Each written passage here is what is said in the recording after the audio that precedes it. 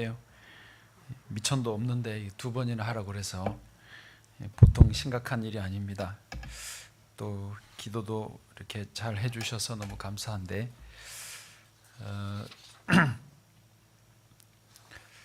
이게 아니구나. 일단 성경을 같이 읽겠습니다. 우리 사도행전 27장 25절 26절 같이 읽겠습니다. 사도행전 27장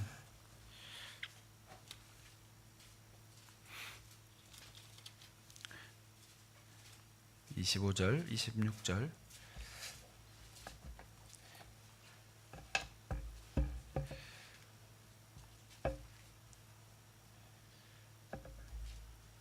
같이 읽겠습니다. 사도행전 27장 25, 26절입니다. 시작. 그러므로 여러분이여 안심하라. 나는 내게 말씀하신 그대로 되리라고 하나님을 믿노라. 그런즉 우리가 반드시 한 섬에 걸리리라 하더라. 아멘. 저는 목회자이고요. 이제 학자는 아닙니다. 그리고 저의 목회 경험 속에서 했던 것을 잠깐 나누려고 왔습니다. 이제 지난 수요일날 나눴던 것이나 오늘 나눌 것이나 절대 정답도 아니고 이것만 옳은 것도 절대 아닌 거 여러분 너무 잘 아실 것입니다. 그리고 제가 이렇게 대충 말씀을 드려도 다 목사님들이시고 사모님들이시기 때문에 금세 감을 잡으시리라고 생각을 하고 특별히 또 이제 관심이 많으신 게 지난 수요일날 모임 끝나고 다들 저보다는 다 저희 안 사람한테 몰려가셔가지고 네, 제가 가끔 그런 일을 당합니다. 그런 일을 한국에서도 가끔 당하는데 다들 얼마나 관심이 이 전도에 많은지를 아주 확실하게 보여주시는 거거든요. 그래서 오늘도 원래는 예정이 없었지만은 또 저 사람은 개인적으로나 테이블에 앉아서 이야기하면 막 1시간이고 2시간이고 쏟아내는 스타일인데 이런데 세워가지고 마이크만 쥐어주면은 또 젬뱅이에요. 막 벌벌 떨고 앞뒤가 안 보이고 그런 스타일이라서 그래도 어쨌든 이제 저 사람이 나와서 하는 거는 엄청난 결단입니다. 그런 줄은 알아주시고 또 너무 기대하지 마세요. 바람을 좀 빼놔야 기대치를 낮춰놔야 되니까.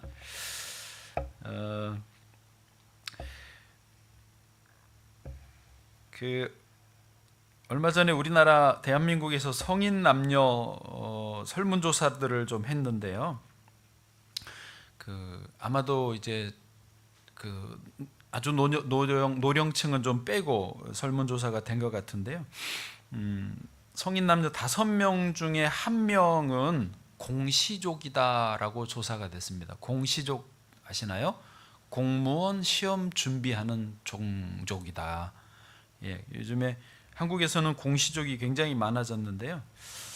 그러니까 이제 취업을 준비하는 사람들이 공무원이 되고 싶다라고 하는 비율은 물론이고 이미 직장을 다니고 있는 사람들도 나는 이제 공무원 시험 준비를 해서 공무원이 되고 싶다라고 하는 분들이 제법 많습니다.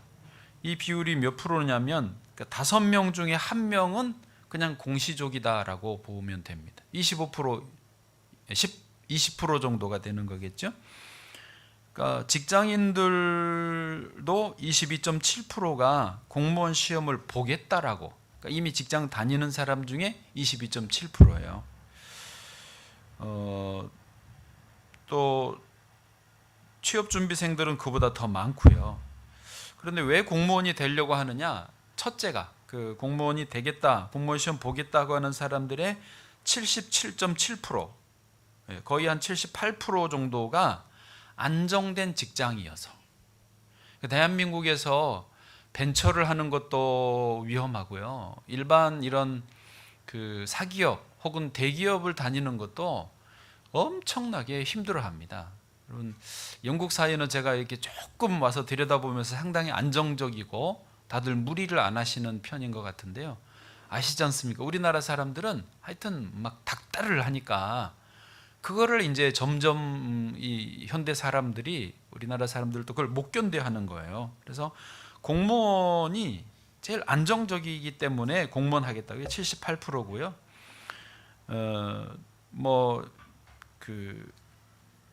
노후가 보장돼서 58%, 출산 후 경력 단절 걱정 없어서 여자분들이겠죠, 32%, 또 뭐 연령 부담이 없어서 18%, 공무원 채용이 늘어서 13%, 현재 직업이 적성이 안 맞아서 9%. 그런 놀라운 것은 공공에 도움되는 일을 하고 싶어서, 이거는 8%입니다. 그러니까 일반 직장인들이 나는 공공에 도움되는 일로 전환하겠다 하는 사람이 8%밖에 되지 않는다는 것이죠. 취업 준비생들 중에서는 공공에 도움되는 일을 하고 싶다가 25%, 4분의 1쯤 되는 건 다행이긴 한데요.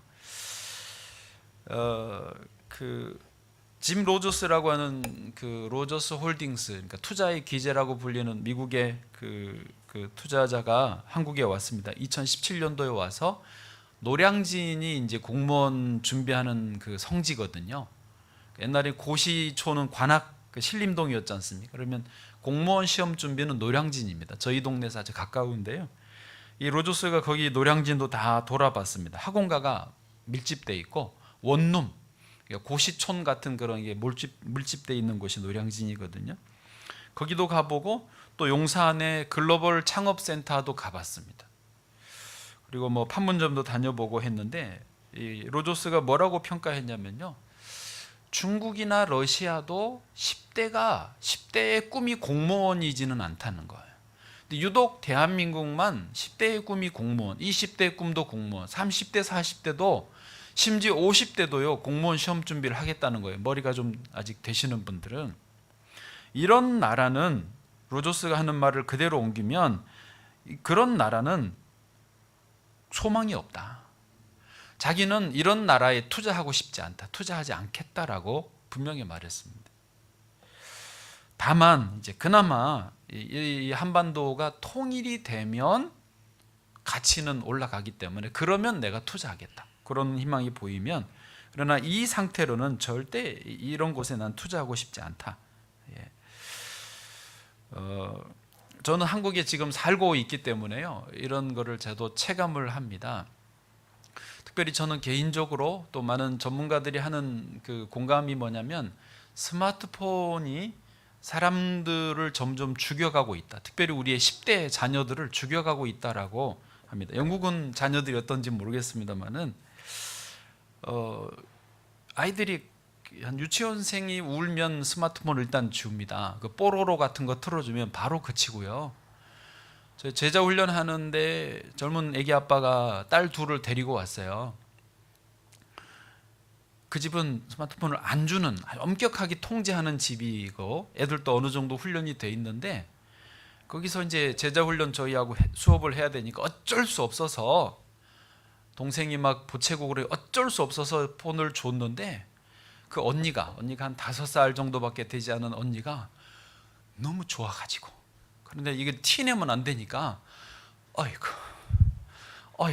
그 5살이 좋아가지고 말이죠, 너무 행복해하는, 그리고 이거를 펼쳐놓고 보는데 완전히 집중해가지고 봅니다. 근데 이게 10대로 또 20대로 이제는 제가 볼 때 30대들까지도 이 스마트폰에 빠져 있는데요. 스마트폰이 아니고 뭐 진짜 바보, 옛날 TV보다 더 심합니다. 점점 우리 청소년들도, 심지어 저희 교회 이제 20대 청년들, 30 초반까지 청년들이 있는데, 꿈이 뭐냐 그러면 잘 모르겠대요. 하고 싶은 게 있을 거 아니냐. 있기는 있죠. 꿈이 있어요. 저 먼 발치에 꿈이 있기는 있지만 그것은 자기하고 너무 먼 거예요. 이를 뒤집어서 말하면, 이런저런 상황들, 현실의 어려움도 있고, 이런 어떤 자기 몸 안에 원하지 않는 안 좋은 습관들이 몸에 배면서 점점 사람들이 무기력해진 겁니다. 그러니까 좋은 습관이 붙어서, 근육이 붙어서 어떤 힘을 쏟을 수 있는 역량이 생겨야 되는데 삶 속에 점점 이런 것들이 덕지덕지 붙으면서 무기력증에 빠져 있어요. 그래서 꿈이 일단 뭐냐 그럼 잘 모르겠다 그러고, 꿈이 뭐냐고 물으면 굉장히 곤란해합니다. 멀게. 그러면서 사람들이 공무원이나 하겠다는 거죠. 공무원. 저희가 공무원하고 가까이 지내거든요. 동사무소도 가깝고 지역사회 봉사하면서 공무원들하고 자주 만나는데요, 절대 일이 편하지 않습니다. 제가 볼 때 지역 주민들 눈치 다 봐야 되고, 지금 지방자치돼서 뭐 이렇게 공무원을 마치 종 부르듯이 이제 이렇게 하는 지역 그 자치위원들도, 저도 지방 저희 주민자치위원회 위원인데요, 막 하대하지는 않지만은 잔심부름을 다 해줘야 돼요. 그런데도 그런 공무원을 하겠다고 청년들이 지금 나서는 게요, 참 이게 심각한 문제입니다. 그러다 보니까 교회에서도 또 좀 조심스럽지만은 목사님들 중에서도 꿈이 없는 분들이 많아졌습니다. 저희 노예도 작은 교회 목사님들이 많이 있죠. 예. 그렇지만은 이 시대적으로 영적으로 분위기가 위축이 돼 있고, 이렇게 저렇게 몇 번 시도했습니다. 전도도 하려고 하고, 프로그램도 해보고, 나가서 노방전도도 해보고, 화장지도 많이 뿌리고, 예, 물티슈, 곽티슈 다 뿌렸는데요, 이게 잘 안 되니까 그냥 이제 거의 자포자기 상태로 있습니다. 그러면서 그냥 안주해 있는 거예요. 서로 말하는 거예요. 현상 유지만 해도 요즘에는 정말 대단한 거다. 줄어드는 거 당연한 거다. 자연스러운 현상이다. 부흥, 성장, 아유 말도 마세요. 그거는 아예 있을 수 없는 일이라고까지 생각을 합니다. 네, 오늘 제가 지난주에는 그 정신을 말씀 나눴는데, 오늘은 이제 전도 사례하기 전에 꿈에 대해서 좀 말씀을 나누면 좋겠습니다. 저와 여러분이 어쨌든 꿈이 있는 사람이 되어야 할 줄로 믿습니다. 우리 그리스도인은요, 꿈이 없으면 아무것도 아닙니다. 우리의 마지막 최후의 꿈은 하나님 나라 아니겠습니까? 주님과 함께 영광을 입고 천국에 들어가는 게 우리의 최후의 꿈이고 비전이고, 이 땅에서도 그 꿈과 함께 우리는 꿈을 가지고 살아야 됩니다. 여러분, 꿈이 있는 것이 두려운 게 아니라 꿈이 없는 것이 두려운 것입니다. 미안하지만요, 동물들에게는 꿈이 없습니다. 제가 어느 사자에게 꿈이 있다는 말을 들어본 적이 없습니다. 어떤 영화에서는 물론 원숭이들이, 유인원들이 지구를 정복하는 꿈을 꿨다라는 말도, 그런 영화도 있기는 하지만 그건 영화이고요.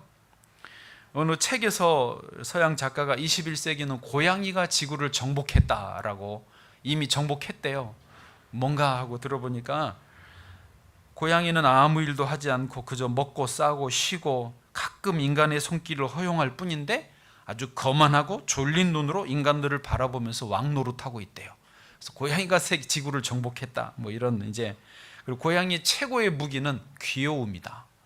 아유 귀여워 그러고 고양이를 떠받들어 주니까 고양이가 지구를 정복했대요. 뭐 그러나 어쨌든 그건 진의 꿈이 아닙니다. 오직 꿈을 꾸고 꿈을 향해서 달려갈 수 있고, 꿈 때문에 밤잠을 설치고, 꿈 때문에 행복해하고, 꿈 때문에 땀을 흘리고 수고할 수 있는 존재는요, 하나님 형상대로 지음받은 인간뿐입니다. 그래서요, 달리 말하면 꿈이 없는 사람이라면 그건 사는 게 아닙니다.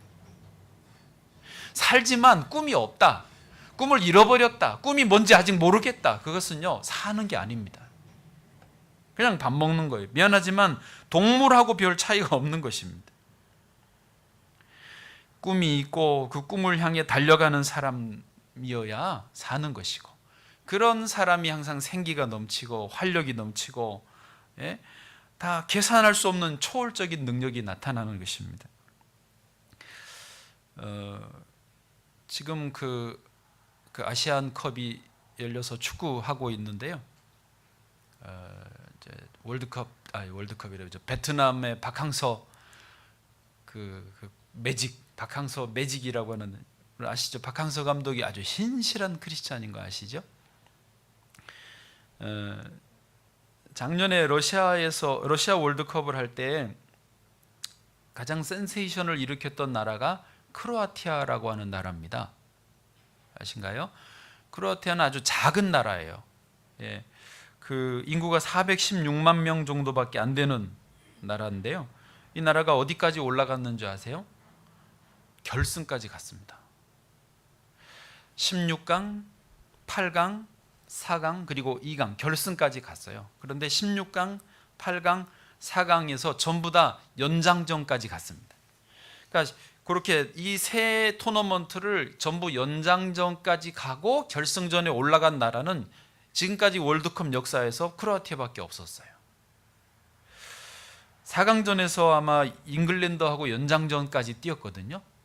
예, 잉글랜드를 이겨먹고 결승을 올라갔으니 결승에서 프랑스하고 붙었습니다. 그런데 감독이 그 4강 잉글랜드전 뛸 때 감독이 누구 좀 바꿔주려고 피곤하니까 지쳤냐? 바꿔줄까? 그랬더니 11명이 단 한 명도 괜찮다고 난 뛸 수 있다 그러면서 지치지도 않고 그 연장전까지를 뛰어다녔다는 거예요.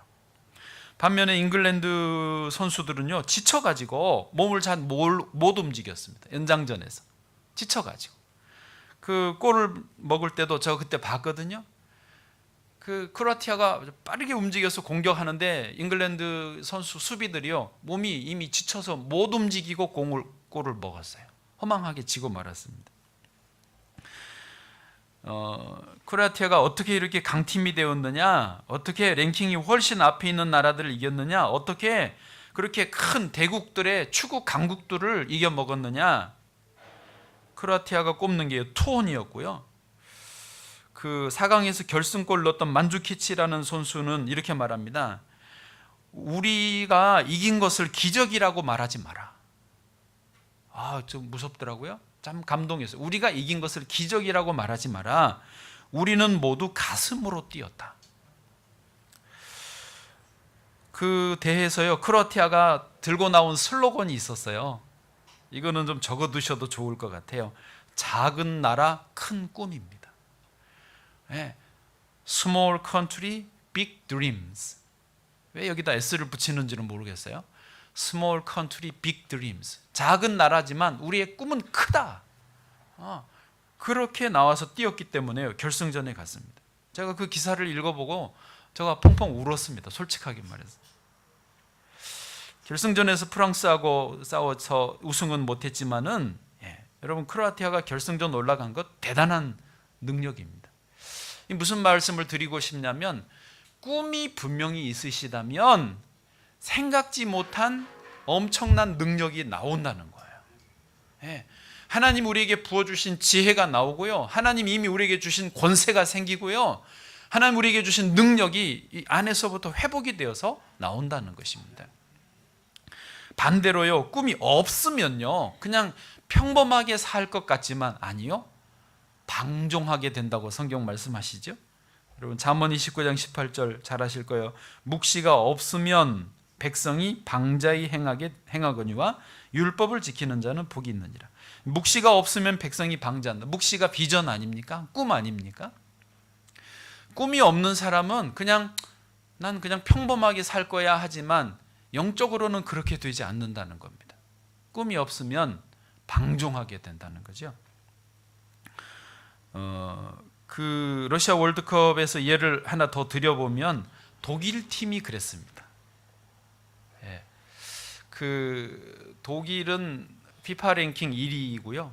4년 전 브라질 월드컵에서인가요? 그 우승국이었습니다. 챔피언, 그리고 이미 월드컵에서 5번이나 우승을 한 챔피언 중에 챔피언이거든요. 그런데 그 지난 월드컵 때 독일이 예선에서 탈락했습니다. 우리하고 같은 F조였어요. 근데 기억하시나요? 우리한테 독일이 2대0으로 깨졌어요. 우리 대한민국은 오히려 그때 독일을 2대0으로 이기고부터 한국 축구가 이제 살아났어요. 지금 이제 축구를 보면 속이 덜 상합니다. 좀 기분이 좋은데 그 전까지는요 우리나라 축구하는 것만 보면 열받아가지고 은혜 떨어지고 시험 들고 설교하기 힘들고 막 그랬어요. 지금은 한국 축구가 그 독일 이기고 살아났어요. 근데 독일은 그때 왜 그렇게 됐느냐? 여러분 그거 아시는 분 잘 많이 없으실 거예요. 독일이요, 월드컵 기간 동안에 숙소에서 저녁마다 선수들이 뭐 했는 줄 아세요? 스마트폰 게임에 빠졌어요.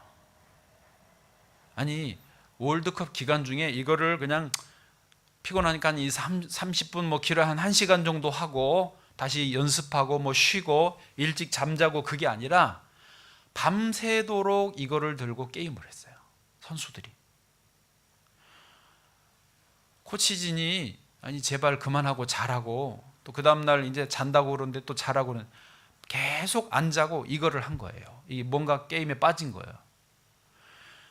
그러니 게임이 제대로 되겠습니까? 실력이 안 나오죠. 이게 방종이죠, 방종. 그러니까 우리나라한테도 2대0으로 깨지는 거예요.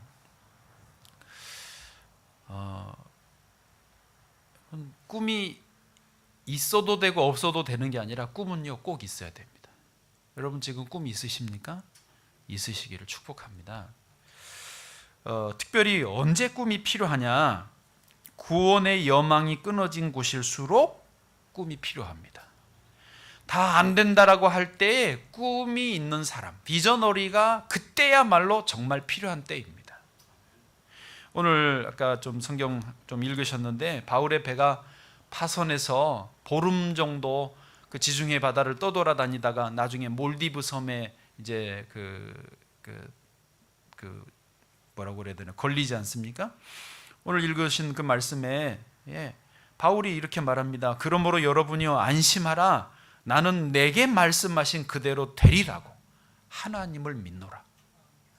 나는 내게 말씀하신, 전날 밤에 말씀해 주신 그 말씀대로 되리라고 나는 믿는다. 그러니 안심하라는 거예요. 그 다음에 26절도 말합니다. 그런즉 우리가 반드시 한 섬에 걸리리라. 반드시 한 섬에 걸리리라. 그게 이제 멜리데, 몰디브 섬이거든요. 여러분 영국 교회도 그러시겠지만요, 한국 교회도요 큰 어려움을 겪고 있습니다. 참 여러분 힘드신데 한국 교회라도 든든히 서서 막 부흥 성장해가지고 팍팍 영적으로 물질적으로 팍팍 지원해주면 참 좋은데, 현실적으로 지금요 한국 교회도 이렇게 막 지금 긴축을 해가고 있습니다. 보통 한 전년 대비 80%씩 90%씩 줄여가고 있습니다. 이게 현실이에요. 이런 때에 그러면 어떻게 해야 되느냐? 오히려 이럴 때 꿈꾸는 사람이 필요합니다. 이럴 때 희망을 말하는 사람이 필요하고, 이럴 때 누군가가 치고 나가줘야 살지요. 안 그러면 다 같이 침몰하는데요.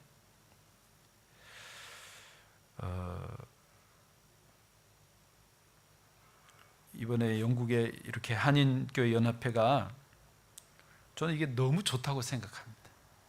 7회 8회 정도 모여서 뭐 계좌 세미나를 하시는데,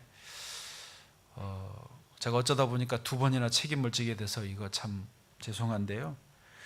이렇게 모여서 같이 찬양하시고 어쨌든 말씀 듣고 같이 기도하고 서로 교제하고, 여러분 생각해 보시면 옛날 우리나라 한참 부흥할 때는요 거의 날마다 모이지 않았습니까?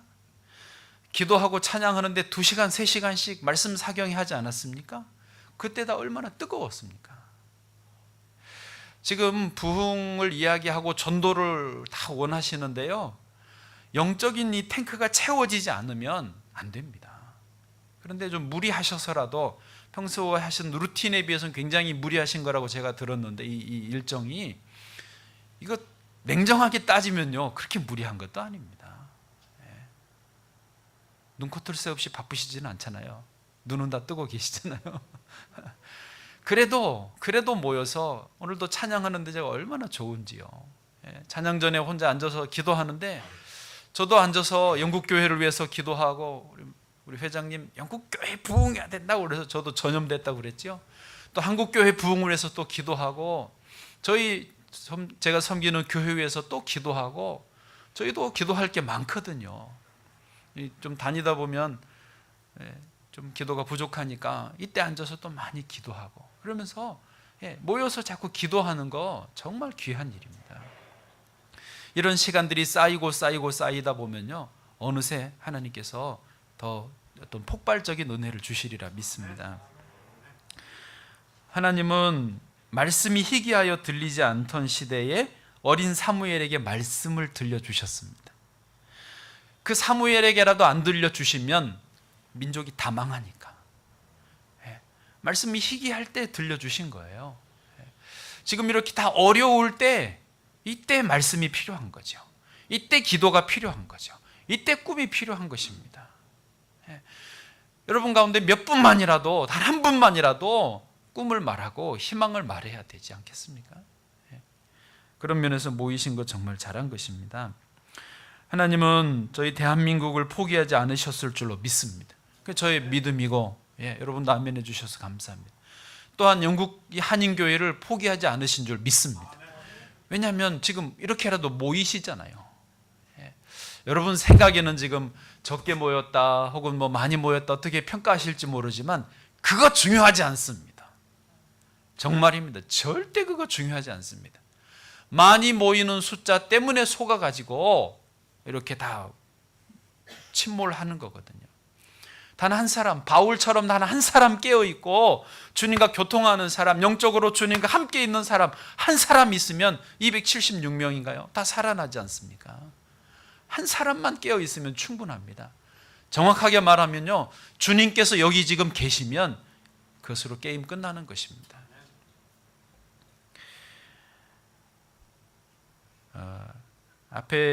오늘 본문의 앞에 바울이 하는 말입니다. 23절 24절 내가 속한 바 곧 내가 섬기는 하나님의 사자가 어젯밤에 내 곁에 서서 말하되 24절 바울아 두려워하지 말라 내가 가이사 앞에 서야 하겠고 또 하나님께서 너와 함께 항해하는 자를 다 내게 주셨다 하였으니 아멘. 바울에게 주신 꿈이 그거죠. 두 가지죠. 하나는 너가 가이사 앞에 서야 하겠다. 그게 바울에게 주신 현재의 꿈입니다. 또 하나는 그 276명을 다 너에게 주었다. 생명을 살릴 뿐만 아니라 그 영혼들을 주께 그 바울에게 맡겨주셨다라는 거죠. 저도 제 꿈을, 제 비전을 계속 그렇게 되새겨가고 그 꿈을 향해 나아가고 있습니다. 여러분 다시 한번 부탁을 드리는데 꿈이 있으시기를 바랍니다. 꿈이 있으셔야 돼요. 어떤 바라보고 그것을 이루고자 하는 목표의식이 좀 분명하게 있어야 됩니다.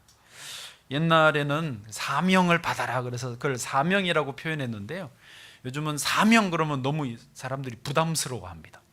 막 평생을 바쳐야 되고, 우리 원래 다 목회자들 평생 바치는 건데 성도들에겐 사명 그러면 요즘에는 아멘을 안 합니다. 그래서 꿈을 가져라 그러면 아멘 합니다. 요즘에 그렇게 시절이 그래 됐어요. 근데 우리는 꿈이라고 말해도 그게 사명인 것을 다 아실 것입니다. 꿈은 어디서 나오느냐? 오직 주님에게서 나오는 것입니다. 꿈은 언제 우리가 받느냐? 주님이 주실 때 받는 것입니다. 조금 노골적으로 말해서 말씀과 기도에 더 집중할 때, 더 주님과 함께 말씀과 기도 속에서 온전히 주와 함께 있을 때 주님이 언뜻 혹은 분명하게 보여주시거나 음성을 들려주시거나 하는 것이 참된 꿈이고 비전이고 우리에게 주신 사명이 되는 것입니다. 지난번에 그 최복위 회장, 본죽 최복위 회장 이야기 잠깐 소개했더니 여기서도 그런 연락이 왔다고 우리 양 목사님이 그러신 걸 제가 들었는데요, 그 간증을 제가 직접 들어봤거든요. 그 식당을 이제 죽집을 처음에 제일 안쪽에 명동에 외진데 그것도 2층에 식당을 열었어요. 죽집을. 그걸 누가 올 사람도 없고 2층, 식당은 1층이어야 되는데 2층이니까 되지도 않을 그런 안 되고 안 된 자리에 들어갔대요. 그리고 거기서 이제 죽집을 시작을 하고 자기가 개발을 해 나가는데 저는 그런 게 귀에 들어옵니다. 일은 열심히 하죠. 다 누구나 열심히 하는데 점심시간, 그러니까 자기들이 식사해야 되는 그런 시간에 밥 안 먹고 계속 기도했다는 거예요. 의자에 앉아 식탁에 앉아 계속 기도했다는 거예요. 그거를 그때만 하는 게 아니라 이게 이제 사업이 쫙 그 전국에 그 지점이 그 본죽 사업소가 1,800개 있다고 그랬지 않습니까? 그 되기까지 얼마나 어려움이 많았겠습니까? 얼마나 난관이 많았겠습니까? 계속 기도했다. 계속 그 어려움을 이겨 나가게 해달라고, 이게 뚫고 나가게 해달라고, 이 문제 해결되게 해달라고, 사업 잘 확장되게 해달라고, 손님도 많이 오게 해달라고 계속 기도했다고. 저는 그게 들어오더라고요.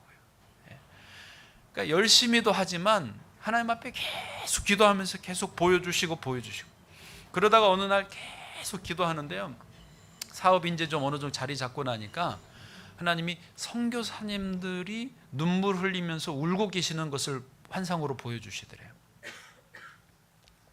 선교사님들이 얼마나 힘든지 그 눈물을 보여주셔서 자기가 그 선교복지재단을 만들었다고 그랬지 않았습니까? 그래서 이제 그 선교지에 본죽 사업을 열어주는 거예요. 그래서 노하우 다 주고 거기서 그 생업 보장되고 비자 문제 해결되고 이런 그 자립형 이제 선교가 거기서 열려지게 됐다라는 것이죠.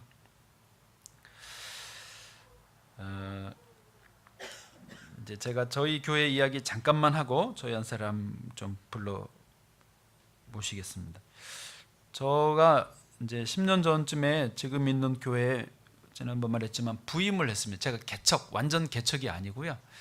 45명 정도 남은 교회에 제가 이제 2대로 부임을 했습니다. 1대 목사님이 거의 30년 가까이 목회하셨는데 건축을 했다가 이제 쉽게 말해서 부도가 났어요.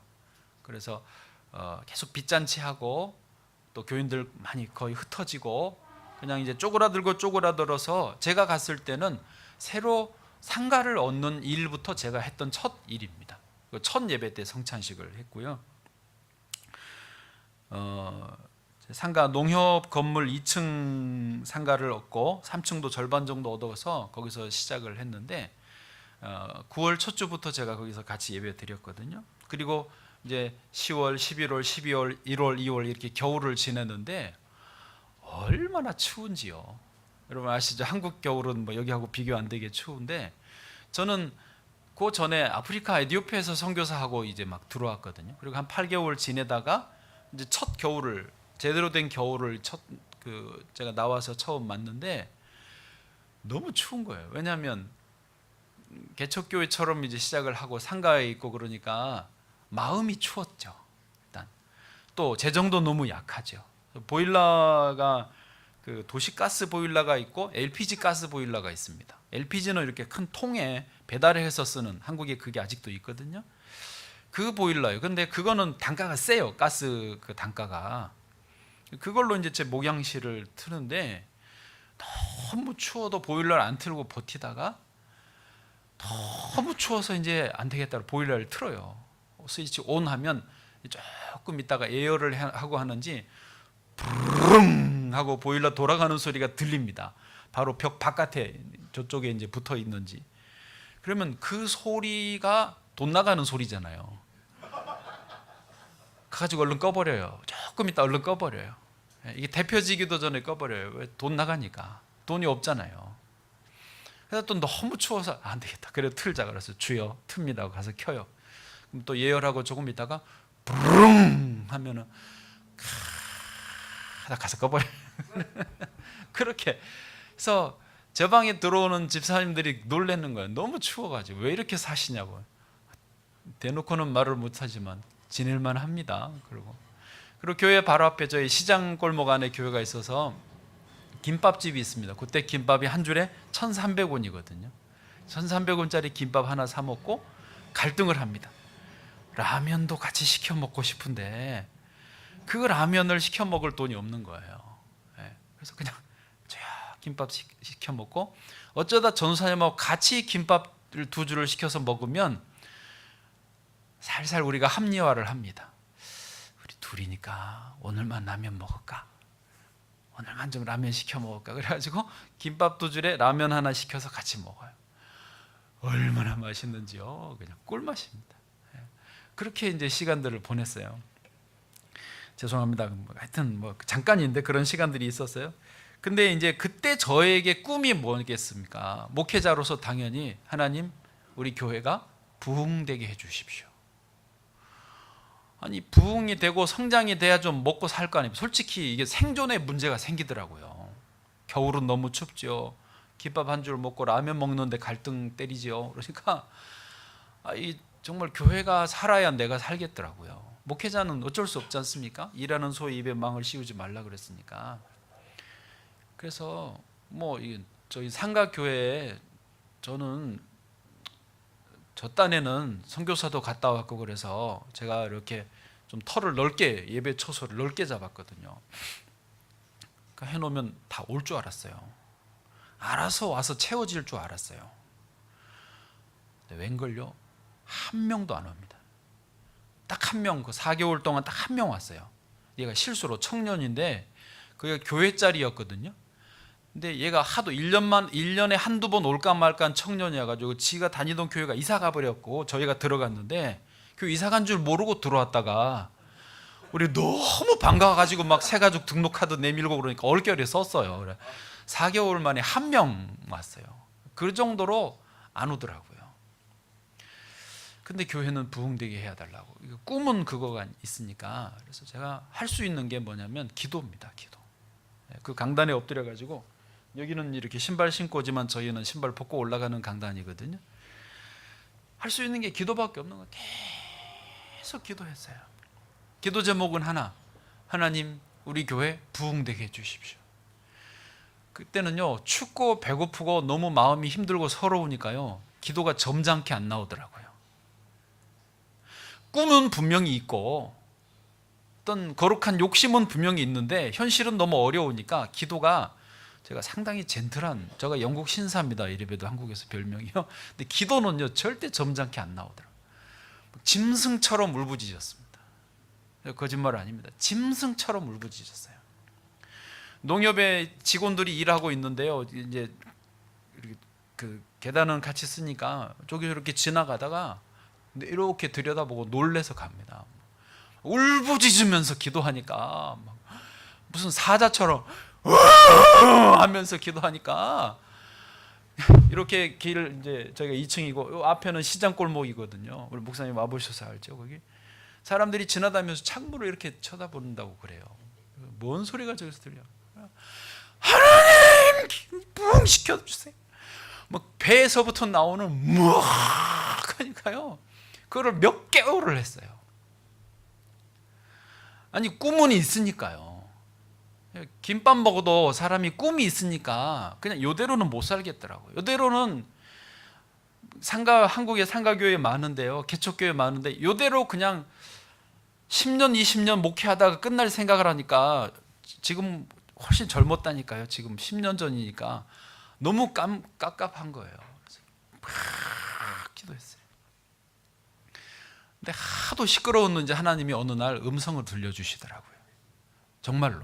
여러분 뭐 제가 신비주의는 아닙니다. 정확하게 제가 9글자를 들었습니다. 네가 나가서 전도해라. 네. 여러분 그게 하나님 음성인지 아닌지 어떻게 아냐고 물으실 수 있죠. 그런데 하나님 음성을 들어보신 분들은 그게 내 생각인지 하나님 음성인지를 구별합니다. 들어본 분들은 이게 내 생각이 아니라는 걸 알아요. 누군가가 나에게 말씀하셨다라는 것을 분명히 체험해 본 분들은 알 수 있어요. 네가 나가서 전도해라. 어느 순간 그 말씀이 팍 들리는데요. 진짜 뺑 하고 정신이 나더라고요. 저는 부흥시켜 달라고 막 기도했는데 한 번도 전도할 생각, 저 앞에 다니는 그 많은 시장골목 다니는 그 사람들에게 어떻게 전도해야 되겠다 이 생각은 못하고 알아서 올 줄 알았어요. 그리고 생각해 보니까 한국에서는요 상가교회에 안 옵니다. 지금 작은 교회 개척교회 안 옵니다. 피곤하고 여러 가지 복잡해서 안 옵니다. 어쩌다고 오는 분들이 있어요. 있기는 있는데 그런 분들은 정말 죄송하지만 좀 이렇게 자기들이 생각할 때 온전치 않은 분들 그런 거 있어요. 이렇게 건물이 번들하면 그 수준에 맞는 사람이 오는 거예요. 우리끼리니까 아시죠? 좀 이렇게 지하에 있고 막 상가에 있으면요, 거기에 맞는 저기 가면 내 수준이야. 그러고 그런 분들이 어쩌다가 와요. 그러지 안 옵니다. 일꾼도 안 오고요. 괜찮은 분도 안 오고요. 우리가 생각하는 그런 기대하는 사람은 절대 안 옵니다. 올 리가 없습니다. 입장을 바꿔놓고 생각해 보세요. 여러분이 교인이면 거기 가겠어요? 우리처럼 사명으로 이렇게 목회하고 그게 아닌데 그냥 직장 생활하고 편하게 이렇게 다니려고 하는데 거기를 오겠냐고요. 모든 게 불편한데 안 옵니다. 저도 저 올 줄 알았어요. 근데 안 오고 하나님이 하도 시끄럽게 기도를 하니까 네가 좀 나가서 전도하라고 그러시더라고요. 아, 전도해야 되는 거구나. 그래서 전도를 해야 될 생각을 했고요. 전도를 저도 해본 적이 없었습니다. 어떻게 해야 될지도 몰랐습니다. 그런데 어느 날 저 친구 목사님이 전화를 왔어요. 울산에서 부목사로 목회를 하던 분이었는데 자기가 자기 교회에서 그걸 맡아서 한 게 있었는데 해피데이 전도 시스템이라는 거예요. 김하도 목사님이 그분이 어디 측이신지 합동 측이신지 어딘지 모르겠는데 하여튼 해피데이 전도 시스템이에요. 그러니까 전도를 교회가 하고 싶어 하면 그 시스템을 다 통째로 그러니까 나가서 지금 이제 저 사람 나와서 말해주겠지만 그냥 전도만 한다고 전도가 되는 게 아니거든요. 끌어다 앉혀 놓는 것도 그건 거의 뭐 기적이지만 앉혀 놓는다고 우리 교인 되는 게 아니거든요. 그래서 이 시스템이 있어야 된다. 전체 교회가 비용이 엄청 비싸더라고요. 그래도 처음이고 제가 모르니까 그걸 도입을 했어요. 그때 한 45명 중에 한 30명을 끌고 가가지고 하루 1일 세미나를 다 듣게 하고 전도하자고 이제 내 거니까 교인들이요 또 웬일인지 같이 필 받아가지고 막 뛰더라고요. 한 30명이 뛰니까 그 해, 그러니까 제가 2009년 9월에 가서 그냥 한 명 왔다고 그랬죠. 2010년 봄에 해피데이 전도 시스템으로 교회를 한 바퀴 돌렸는데요. 그 해 2010년 말에 100명이 넘었어요. 이거 대단한 거지 않습니까? 그러더니 그 다음 해부터 계속 애들까지 보면 출석 기준으로 매년 50명씩 늘었어요. 그 전도 DNA가 돌아가는 거예요. 계속 돌아가는 거예요. 그 다음엔 해피데이 전도 시스템은 너무 비싸서 안 하고 그냥 우리가 할 수 있는 것으로 이렇게 자체로 만들어서 해갔거든요. 숫자가 중요한 것은 아니지만 어떤 상황에서도 믿음을 지키고 간절히 기도하면 주님이 꿈을 더 분명하게 해주시고 또 그 꿈을 이룰 수 있는 구체적인 방법도 주시는 줄로 믿습니다. 자, 이제 한번 저희 한 사람 나와서 여기서 위에 여기서 하는 게 좋겠죠?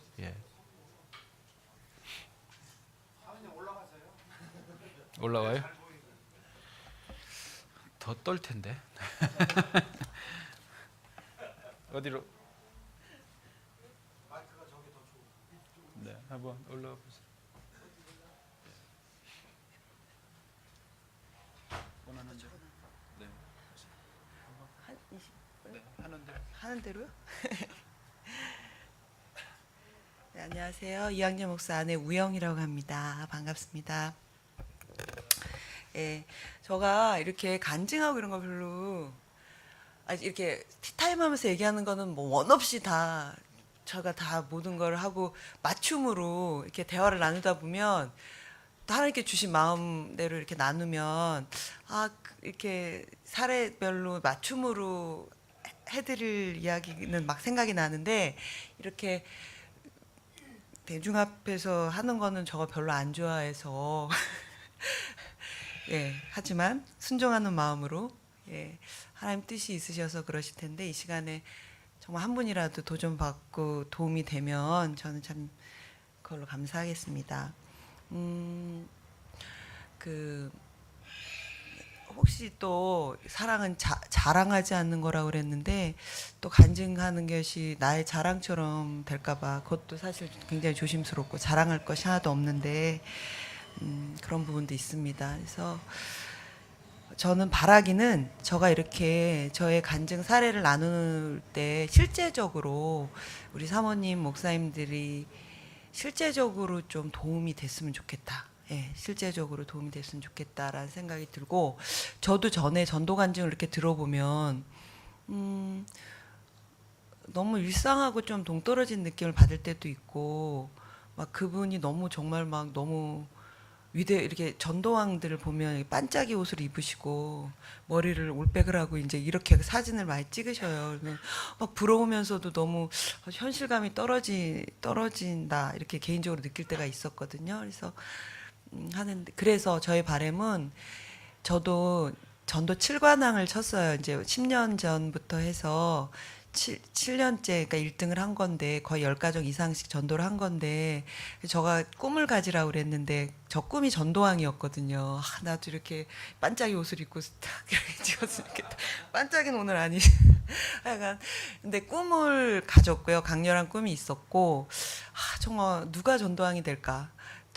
어떠길래 전도왕이 될까 이런데 이렇게 정말 꿈이 이루어지는 거를 저도 경험을 했어요. 그래서 여기 계신 사모님들, 목사님들 누구라도 전도왕이 되실 수 있어요. 저는 정말 평범하고 일상적인 이제 전도를 해서 이렇게 되니까 어쨌든 예 그렇습니다. 그래서 실제 적용할 수 있는 거를 조금 나눴으면 좋겠고요.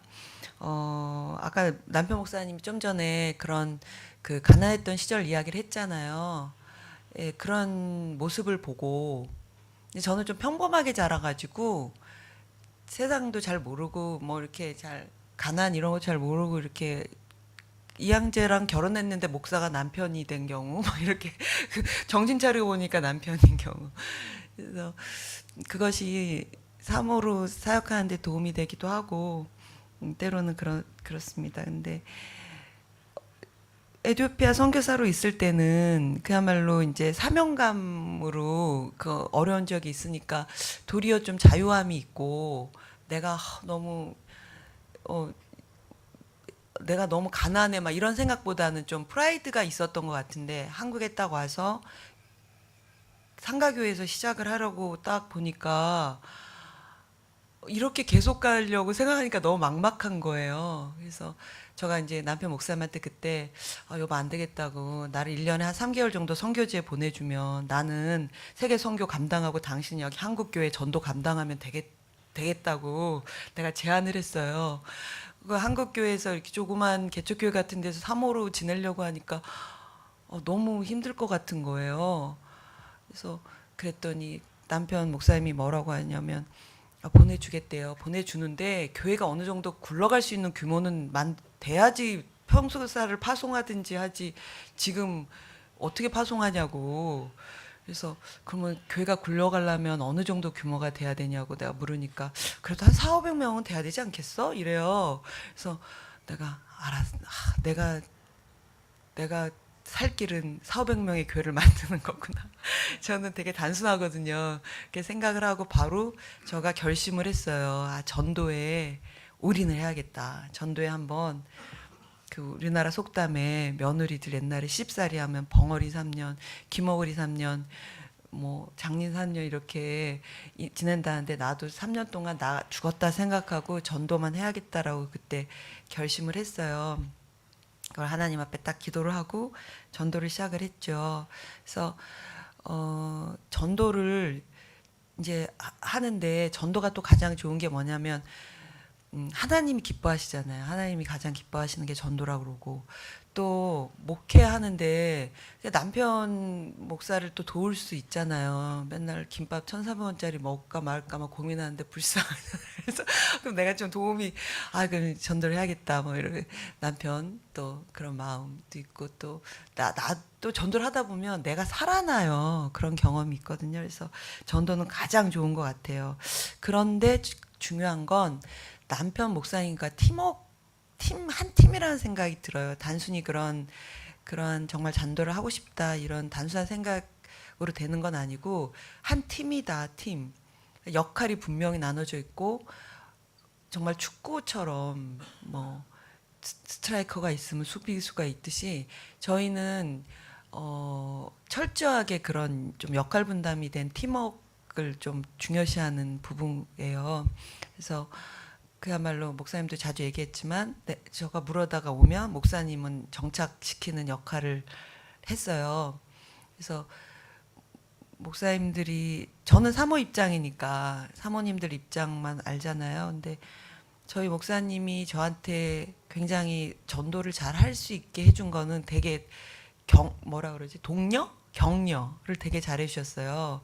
그러니까 저가 되게 단점이 많은 사람인데 그 단점을 전도 하나로 거의 커버할 수 있는 예, 그러니까 계속 잘한다 잘한다 해주시더라고요.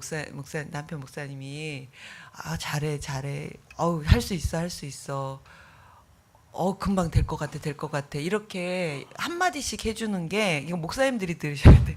한 마디씩 해주는 게 저는 굉장히 정말 할 수 있을 것 같고 격려가 되더라고요. 그래서 근데 두 분이 성향이 다르면 어쨌든 역할을 좀 맡아서 이제 저는 나가서 막 돌아다니고 사람들을 막 새로운 사람을 만나고 이래야지 좀 살아나는 성향이고 우리 목사님 혼자 조용히 말씀 묵상하고 기도하고 이렇게 양육하고 기다려주고 이런 걸 잘하는 성이니까 그렇게 역할을 분담을 했어요. 그래서 저가 막 정말 저가 개띠인데 미친 개처럼 돌아다녀서 막 누구를 물고 올까 이래가지고 막 물고 오면 목사님 그리고 막 짖어요. 집에서도 막 정보에 대해서 막 얘기를 해요. 난 오늘은 누굴 만나는데 누구는 어떻고 누구는 어떻고 막 얘기를 하면 이제 저희 목사님은 듣는 걸 좋아하니까 잘 들어주고 이렇게 추임새 목사님들 잘 넣어주셔야 돼요. 사모님들이 얘기할 때 막 지루하다고 이런 식으로 하면 안 돼요. 상처 받으세요.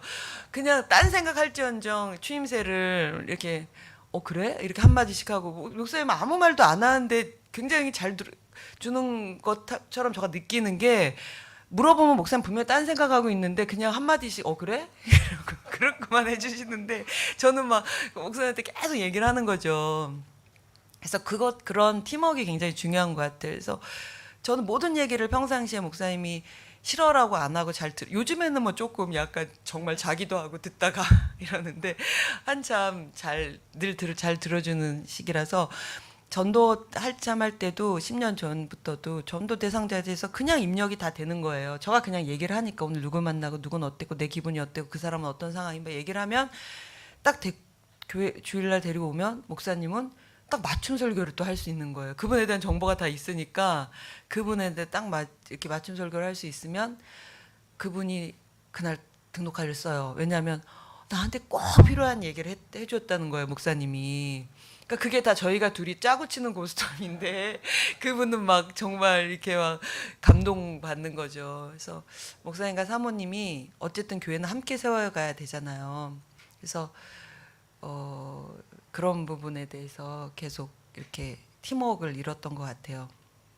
그래서 목사님 계속 칭찬해주고 잘한다 너 잘할 수 있어 내년엔 더 잘할 수 있어 막 이러고 그러니까 나는 막 그 칭찬이 좋으니까 계속 하고 이렇게 되는데 목사님들은 잘 들어주시고 칭찬해주시고 사모님들이 이제 전도를 해야 되는데 아까도 목사님이 전도 DNA에 대해서 이야기했는데 그 되는 방향이 분명히 있어요.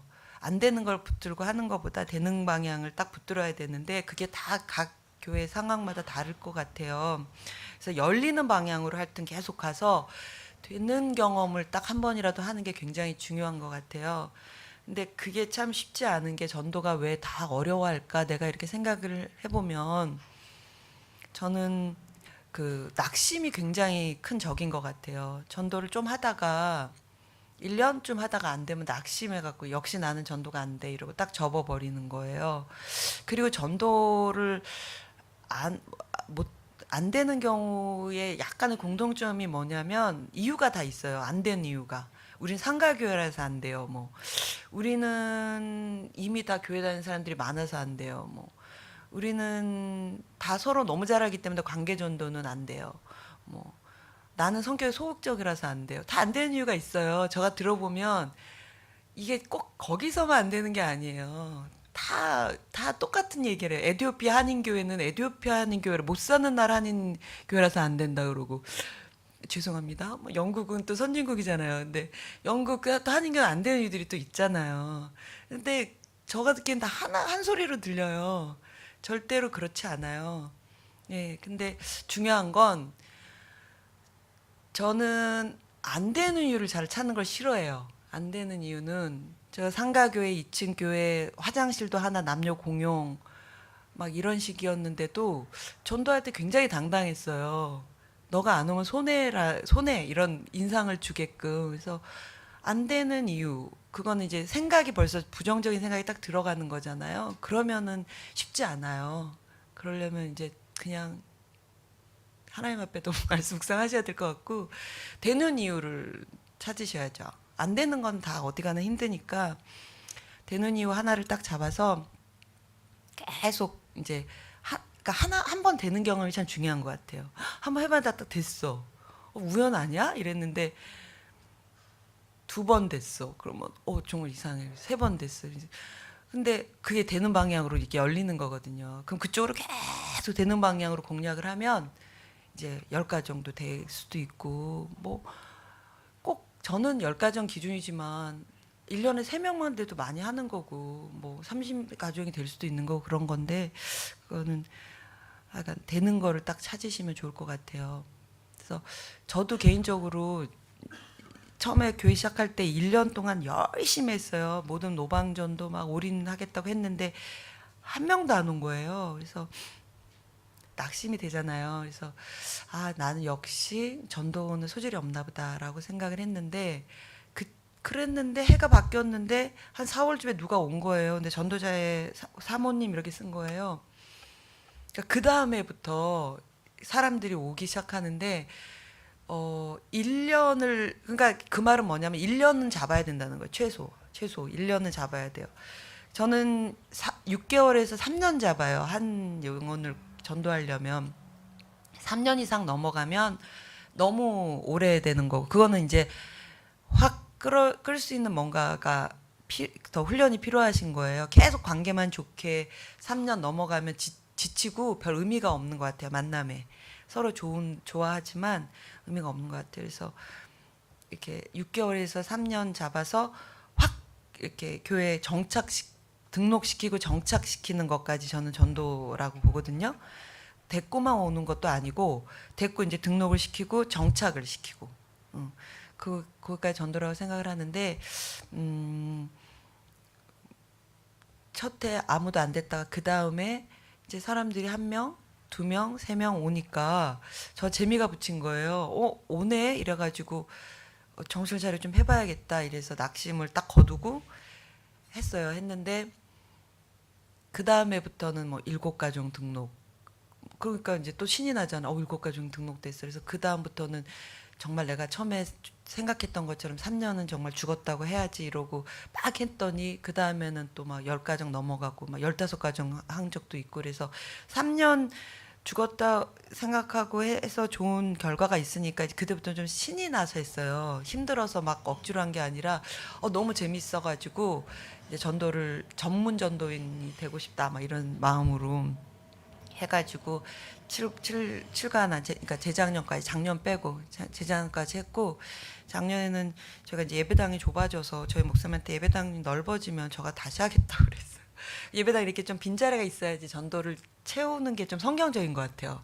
와보라 이래가지고 채우는데 저희가 좀 뭐 감사하죠. 텅텅 빈 거보다 너무 감사한데 막 산소 부족하다고 호소하고 전도 대상자 데리고 왔더니 막 자기 쭉도 못 닦고 나갔다고 왜 그러냐 했더니 막 숨 막혀서 나갔다고 이러니까 미안하더라고요. 너무 열악해서. 근데 어쨌든 또 올해는 전도 필요하다고 빨리 전도 치라 그래서 올해는 또 하고 싶은데 하나님께서 어떻게 하실지. 그래서 실제로 사례별로 약간 이제 말씀을 드리고 마무리해야 될 것 같은데요. 전도 수첩 그러니까 목표를 설정을 하는 게 굉장히 중요해요. 저는 반드시 목표를 설정을 해요. 그래서 지금은 그러니까 1년 단위로 10가정은 당연히 이렇게 하려고 그러고 무슨 일이 있어도 그러니까 막 막판에 연말에 막 10가정 안 채워주면 막 너무 괴로워가지고 어떻게든 10가정을 하려고 하는데 이제 전도 수첩을 딱 늘 갖고 다녀서 전도 수첩에 이렇게 사람들을 적어놔야 되는데 티타임 할 때는 제가 잠깐 말씀을 드렸는데 전도 대상자를 많이 가질수록 좋아요. 많이 가질수록 3명 가져가고 3명만 해야지 하면은 안 돼요. 당연히 안 되는 게 맞는데 3명이 될 줄 아시거든요. 안 되면 너무 낙심하잖아요. 그래서 3명은 안 되고 한 30명 정도에서 많으면 한 100명 정도 쫙 리스트를 기도하면서 생각나는 리스트를 다 무조건 다 적어요. 다 적어서 그분들을 이제 하시는 거예요. 100명이면 100명. 저도 한 뭐 3, 40명, 40 이렇게 하는데 계속 하는데 그냥 매일 한다고 생각하시면 돼요. 그러니까 전도를 이벤트로 생각하고 내가 일주일에 이틀 해야지가 아니라 매일. 그래서 전도만 생각하고 일상생활에서 매일 하면 힘들지도 않고 그냥 자연스러운 거예요. 그래서 티전도하고 한국에서는 여기서도 그렇게 노방전도 하는지 모르겠는데 주보 나눠주고 이렇게 하잖아요. 저는 물론 그런 것도 다 했어요. 근데 그렇게 해서 결신은 쉽지가 않아요. 그건 그냥 홍보? 그리고 저는 내가 전도가 잘 안 될 때 일부러 노방전도를 해요. 개인적인 훈련으로 생각해요. 저는 내가 하나님 앞에 좀 더 노방전도 하면 되게 가난해지잖아요. 사람들이 전도지 잘 안 받고 이러니까. 그래도 내가 믿음으로, 믿음의 고백으로 이렇게 하면서 또 좀 겸손해지려고 하고. 근데 저가 하는 건 관계 전도인데 한 10명이면 10명, 100명은 100명 이제 관계를 그냥 일상적으로 맺어요. 교회 얘기 안 하고. 하지만 저는 처음부터 얘기를 해요. 나는 남편이 목사고 누구의 아내고 어느 교회 다닌다 이렇게 얘기를 하고 하지만 일상생활에서 만나기 때문에 만날 때마다 천국 지옥 얘기하고 막 예수 믿어야지 구원받는다 이런 얘기는 아니죠. 제 일상생활 친구들랑 만날 때 그런 얘기 안 하잖아요. 그리고 섣불리 하는 것도 저는 조심스럽다고 그거는 좀 이기적인 전도 방법이라고 생각을 해요. 만나자마자 너 교회 안 나오면 지옥 가 이러면 정말 그거는 실수하는 거죠. 그러니까 좀 기다려주고 안쓰러운 마음으로 계속 얘기 들어주는 게 더 중요한 것 같아요. 그래서 사례를 보면 저는 제가 한국에서 커피 마시는 거를 좋아하니까 커피숍 사장님을 한 2가정인가 3가정이 전도가 됐어요. 예. 커피 바쁜 커피숍 말고 한산한데 커피숍 이제 자주 가게 되잖아요. 그러니까 자주 가게 되는 곳에 가서 이렇게 얘기 들어주는 거예요. 그러면은 자기 얘기를 막 해요. 마음이 답답하니까.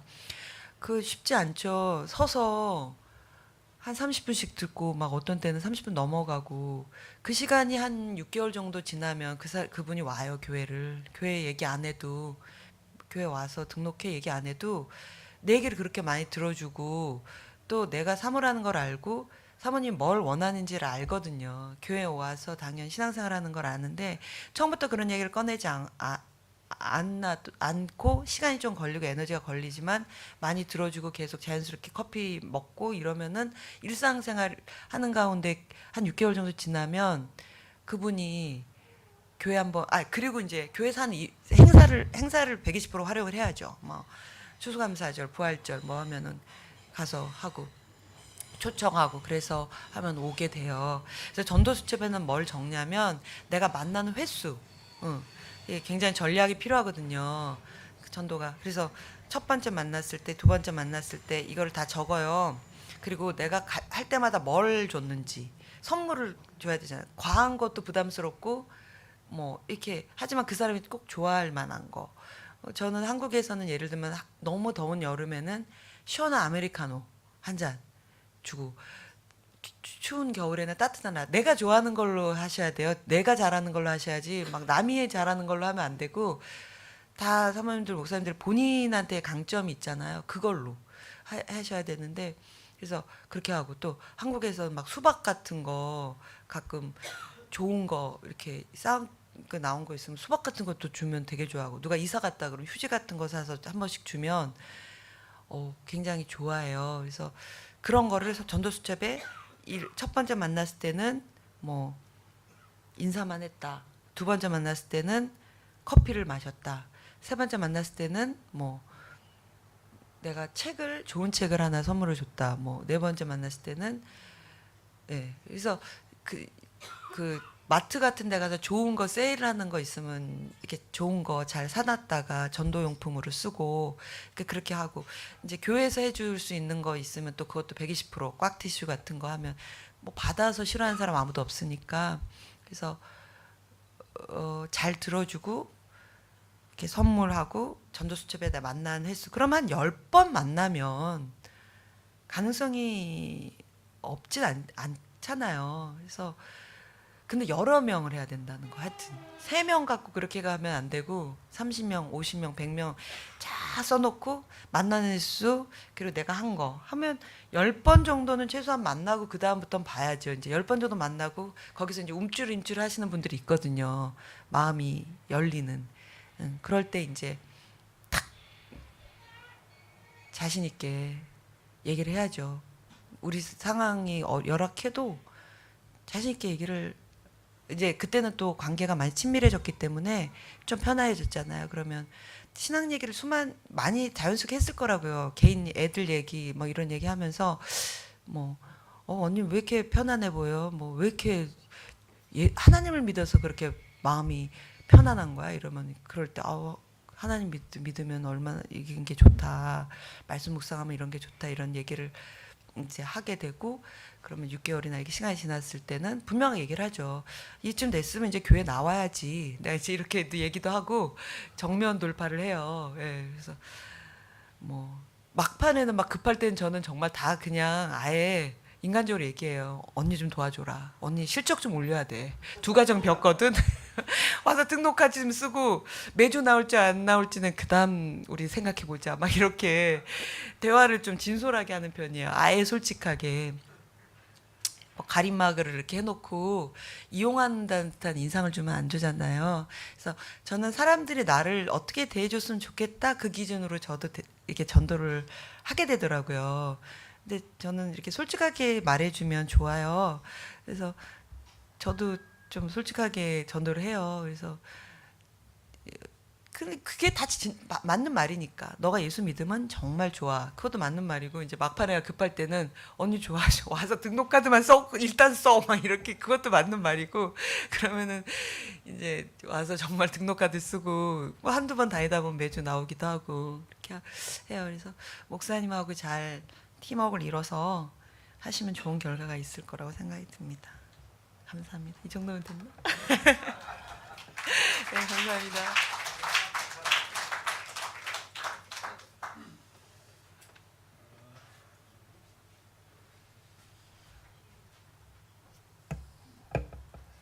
그 중간에도 그런 이야기가 있었는데요. 이제 교회가 전도 보통 우리가 이해하는 전도라는 게 그 개념상으로는 복음을 제대로 전해서 영접시키는 것까지가 뭐 CCC나 이런 데서는 그렇게 하지 않습니까? 그런데 이제 교회 상황에서는 전도라는 개념을 교회에 데려다 앉혀 놓는 거, 일단 와 보라 정도까지만 이해를 우리는 그 개념으로 지금 말씀을 나눈 거고요. 그리고 이제 그 다음 단계가 전도가 됐으면 전도가 이 교회와 앉아 있으면 이분이 정착이라는 거를 해야 됩니다. 그러니까 데려다 앉혔다고 내 교인이 되는 게 아니라 정착. 자기 마음에 내가 이 교회에 다녀야 되겠구나라고 하는 결심을 해야 돼요. 굳이 막 아주 굳건한 결심이 아니어도 다녀볼까? 다니고 싶네? 괜찮네? 이런 정도 마음을 갖는 게 정착이거든요. 근데 그 정착도 절대 간단하지 않습니다. 이제 거기 아마 바나바 같은 그런 프로그램들이 도움이 되실 텐데요.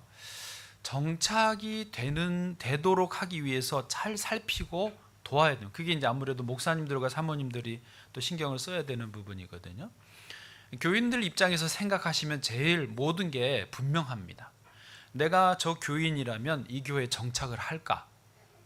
그분의 입장에서 생각해 볼 때 예를 들어 너무 뭐가 이렇게 안 맞는다든지 너무 막 이렇게 막 불편하다든지 또 그분이 이렇게 같이 교회라는 게 공동체지 않습니까? 신앙생활은 공동체인데 같이 서로 대화 상대가 있고 편한 사람이 아무도 없어. 정착할까요? 자기하고 비슷한 사람이 있는 곳으로 옮겨가면 그래서 그런 경우는요 좀 결국 하나님 나라이긴 하지만 남 좋은 일 시키는 거예요. 굳이 그러실 필요 없어요. 이렇게 전도 대상자를 생각할 때도 우리 교회 와서 정착할 만한 사람 좀 비슷하고 뭐 약간 차이 나도 서로 이렇게 그 정도는 맞출 수 있는 그런 공감이 되는 정도가 좋고, 아니면 그런 분들을 전도하고 싶다. 예를 들면 저희 교회 의사가 없거든요.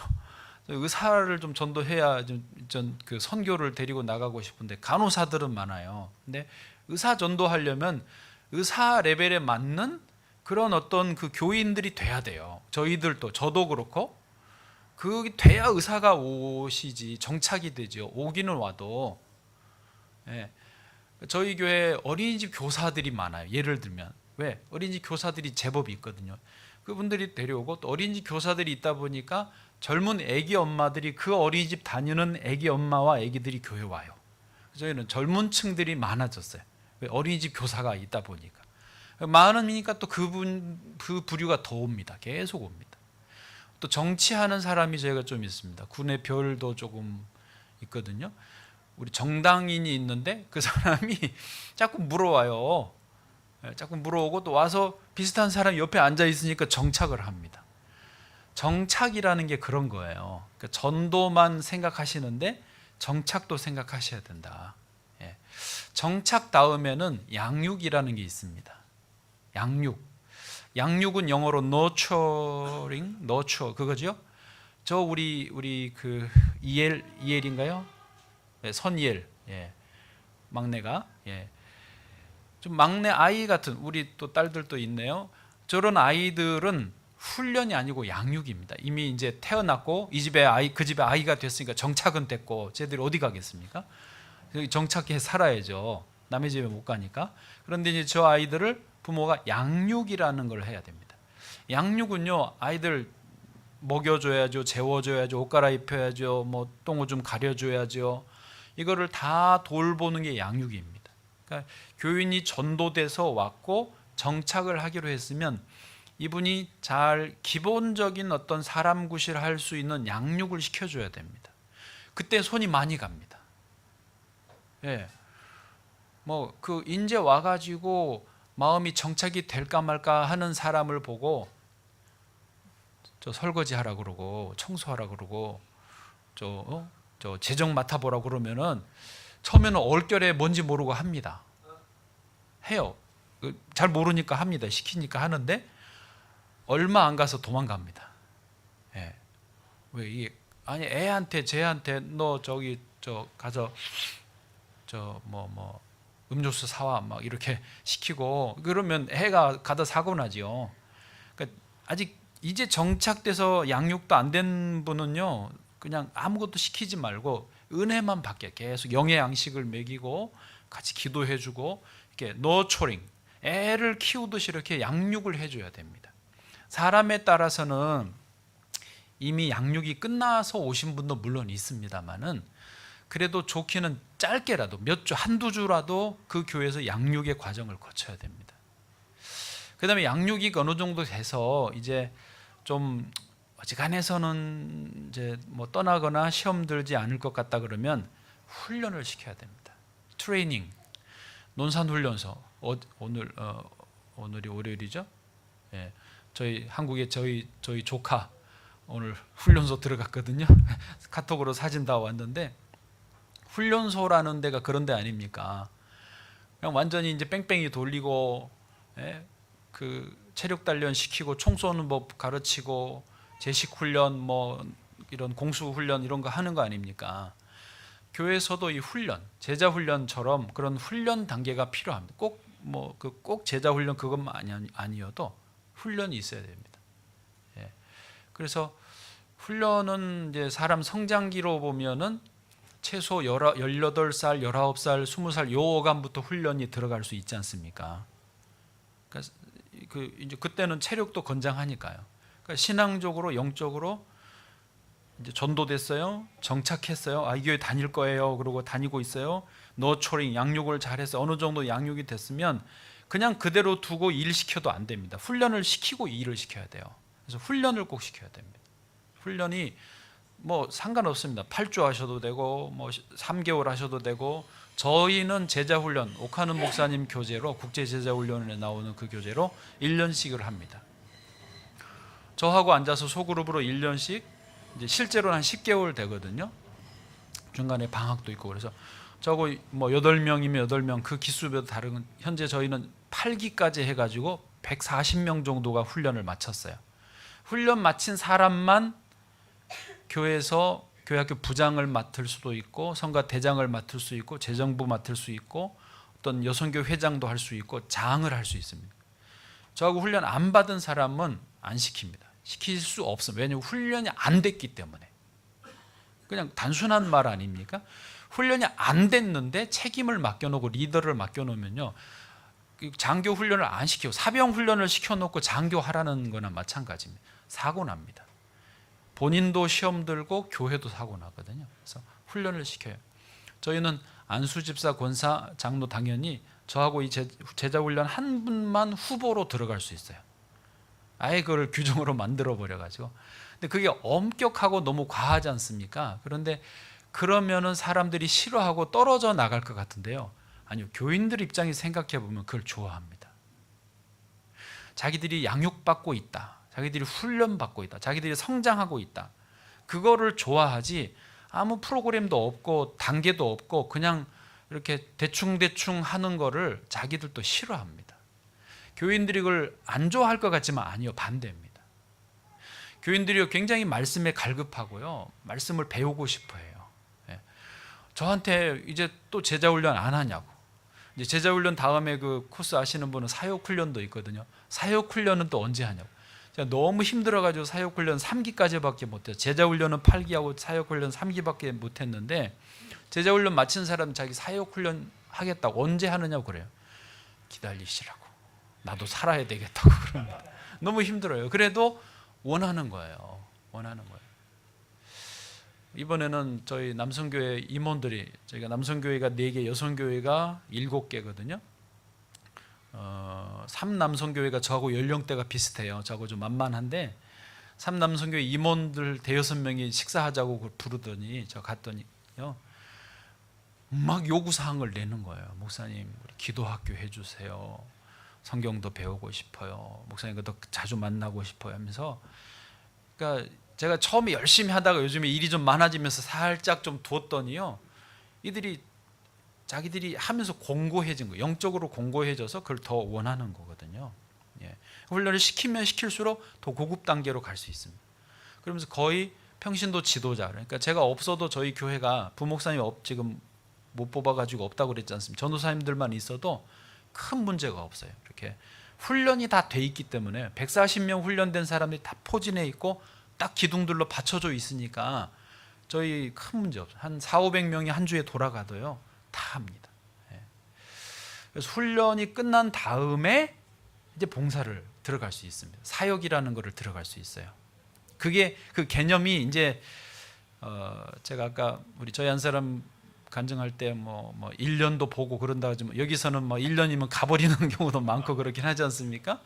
뭐 그건 어쩔 수 없고, 그렇지만은 기본적으로 뭐 1년 만에 가든 말든 이 기본 코스는 가지고 있어야 됩니다. 이 다이아몬드 아닙니까? 출발 홈에서 치고 나가가지고 정착하고 양육하고 훈련하고 다시 여기서 재생산시키는, 사역하고 재생산시키는 이 다이아몬드가 돌아가는 개념은 가지고 이 전체 아까 말한 시스템, 해피데이 전도 시스템을 돌려야 전도를 해도 전도가 되는 거죠. 사람이 몇 명 모이나 그거는 그렇게 중요하지 않은 것 같습니다. 예. 또 이 각각의 코스의 기관들을 어떻게 하는 어떤 그 텀을 얼마나 하느냐도 그렇게 중요하진 않아요. 사정에 맞게 다 목사님들이 이렇게 자기 그 교회 그 세팅을 하시면서, 그러나 기본 코스들은 반드시 거쳐야 된다. 한국에서도 저희 이제 제 후배들도 그렇고 노예에서도 우리 목사님들하고 이런 세미나도 하고 대화를 해보면 이 개념이 없이 목회를 그냥 시작한 분들이 제법 있습니다. 제 후배가 2년 내내 저한테 와가지고 어떻게 이렇게 해야 돼요? 그래서 전도해 그 말 했더니 2년 내내 전도만 한 거예요. 몇 명 했게요? 1명도 못했어요. 2년 내내 상가에서 그러고 있었더라고요. 그래서 아니 야 좀 그래가지고 이제 요걸 한번 설명해 줬습니다. 전도 정착 양육 훈련하고 그 다음에 이 코스가 있지. 그랬더니 아 그런 거였어요. 그러니까 답답한 게요. 아니 교회 개척을 하면서도 그런 어떤 아주 기본적인 준비도 안 하고 책도 안 읽고 그냥 자기도 저처럼 그랬나 봐요. 개척하면 다 모일 줄 알았던 모양이죠. 그래서 이제 설명해주고 그래서 한 6개월 뒤에 왔어요. 2명이 전도돼서 이렇게 지금 있대요. 그런데 2명이 한 몇 개월 나오더니 세례를 받고 싶어 한대요. 그러면 설명을 다시 해주니까 그러면 그분들은 제자 훈련 데리고 해야 되네요. 아니 제자 훈련 단계는 아닌 것 같은데 그럼 뭐 해야 되겠죠? 양육을 해줘야 될 것 같은데 그래서 양육을 했어요. 또 1년 뒤에 또 옵니다. 소식이 없으면 잘 살고 있는 거고요. 힘들어지면 연락이 옵니다. 공부할 때 연락이 와요. 그래서 이제 또 그 사이에 좀 늘어가지고 한 10명 이렇게 됐더라고요. 그래서 그 중에 어떤 분들은 다른 교회 신앙생활 해서 어느 정도 양육이 돼서 훈련이 필요한 단계다. 개별적으로 분류해가지고 양육할 분들은 양육을 해주고 훈련할 분들은 훈련을 해주고 중간에 세례 주고 훈련이 이제 끝나면서 훈련 단계에서 이제 소그룹 목사님하고 2명 이렇게 소그룹이 모여졌다는데 그런 소그룹이 2개 생겼대요. 그리고 이제 자기가 계속 훈련을 하다 보니까 훈련을 끝나지도 않았는데 자기들이 한 주에 그 구역 하나가 한 주에 한 번씩 식사를 해결하기로 했대요. 그 봉사한다고 자발적으로 결정을 하더래요. 둘이가. 그래서 이제 돌아가는 거죠. 훈련이 어느 정도 되니까 자기들이 봉사하는 거거든요. 그러면 또 계속 전도하고 정착시켜서 양육해서 훈련시켜 내보내고 해서 이렇게 계속해서 이게 한 명씩 1년에 뭐 몇 명씩이라도 꾸준히 선순환이 되면 연수가 3년 돼 5년 돼 뭐 7년 되면 이제 핵심 멤버들이 생기는 거죠. 거기 5명도 좋고 7명도 좋고 10명도 좋고 저희는 이제 아까 말씀드린 100 몇십 명 정도가 핵심 멤버가 있습니다. 그게 쌓여지는 목회가 되는 거죠. 처음부터 개척하면서 이제 그런 개념에 계속 그런 말을 제가 저희 성도들한테 많은 표현을 반복했는데 나는 10년 목회했는데 10년만치 쌓여지면 좋겠다고. 여기는 좀 그 뭐 상황이 다르시겠지만 그러니까 제가 교인들한테 그래서 당신들도 신앙생활을 10년을 하셨으면 10년만치 성장하고 성숙해라고. 권사로 한 교회에서 30년 됐는데 집사만 또 못하면 그게 권사냐고. 30년을 신앙생활 했으면 30년만치 예수님 닮아야 되는 거 아니냐. 30년만치 말씀대로 살아야 되는 거 아니냐. 30년만치 전도도 해야 되는 거 아니냐고. 나도 내가 목사가 10년 되고 30년 되면 30년짜리 되겠다고. 그리고 우리 교회도 10년 목회했으면 10년만큼은 쌓여야지. 주변에 많이 보니까요. 목회를 교회도 그렇고 성도들 신앙생활도 그렇고 목사님도 그렇고 연수는 쌓였는데 성장 성숙이 안 되고 그냥 인격도 그대로고 그냥 오히려 더 그 권사님 때문에 막 시험 들어가지고 나가는 분들이 있어요. 좀 대놓고 말하면 시험 드니까 돌려 계속 이야기했더니요. 요즘엔 그분 때문에 시험 드는 분이 별로 없어요. 그렇죠? 아니 그냥 그분 때문에 그냥 얼마나 저희들이 시험 들어가지고 초신자 여자 집사님들 막 젊은 엄마들 시험 들었다 그러면 나중에 이렇게 근원을 찾아가 보면 그분이 굉장히 오래된 분이었거든요. 근데 그런 말도 자꾸 하고 제자훈련도 하고 또 본인도 이제 또 나이도 들어가시고 그런지 이제 그분 때문에 시험 든 분들은 거의 없습니다. 그러니까 목회도 다시 목회로 돌아오면 요 선순환 구조, 기본적인 교회 공동체의 어떤 한 교인이 태어나서 아기가 태어나서 쭉 성장해서 어른이 되고 일꾼이 되듯이 교인이 태어나서 쭉 정착 양육 훈련해서 봉사자가 되고 그 봉사자는 계속 또 중간중간에 재점검, 재교육을 해주고 더 고급 단계로 갈 수 있게 해주는 그런 코스를 잘 돌리면요. 시간이 지날수록 쌓이지 않겠습니까? 그게 3년만 돌려도 괜찮습니다. 5년 돌리면요. 기가 막히고요. 저 이제 10년 그렇게 했으니까요. 어떤 숫자 중요하지 않습니다. 건강하게 꾸준하게 이것을 해가고 보완하고 내게 맞도록 그것을 맞춰가고 그러시면 좀 좋을 것 같습니다. 영국에 저희 교단하고 아마 URC 교단이 이렇게 자매 교련이 돼 있어서 제가 하노버 교회도 거기 유재현 목사님 저희 교단이고 그래서 좀 이야기를 했고 어제 우리 예수비전 교회 기회를 주셔서 말씀도 전하고 또 거기 교회도 좀 만나보고 목사님과도 사모님과도 많은 이야기 듣고 많이 배웠는데요. URC 다른 교단은 어쨌든 모르겠지만 URC 교단 영국 교회가 지금 목회자가 많지 않습니다. 교인도 많지 않으니까. 근데 건물이 있으니까 그냥 그대로 제 느낌은 딱 그건 것 같던데요. 그냥 총회 직원들을 또 그대로 인원 감축 안 하고 있고 목사님들도 뭐 새로 들어오지는 못하지만 이 월급은 일정한 금액을 줘야 되니까 계속 교회 재산을 팔아가지고 이 월급을 줘가고 있더라고요. 제 느낌이 그대로 교인은 한 20명, 10명 이런 상황에서요. 그대로 그냥 쫄아가는 그런 상황. 꿈도 없고 안정을 취하면서 누구 피해는 안 주니까. 그렇지만 그 과연 교회인가 살아 있을까? 그대로 그냥 쫄아가는데. 어떤 분들은 너무 요란하게 하지 말고 주님과 동행하는 깊은 영성이 있어야 되지 않느냐 이런 말도 하지만 여러분 주님과 깊이 교제하고 동행해 보십시오. 성경에 보면 주님과 깊이 만나는 사람들에게 반드시 아까 말한 사명을 주십니다. 꿈을 주십니다. 그리고 역동적이 되게 만드시거든요. 그러니까 영국의 이 영국 교회의 분위기처럼 이렇게 가다가는 안 될 것 같고요. 꿈을 가지고 주님과 정말 깊이 만나면서 그 꿈 받고 그 꿈을 향해서 열심히 달려가는 쌓여지는 목회가 되는 그런 교회들 되시면 좋겠습니다. 제가 기도하고 들어가겠습니다.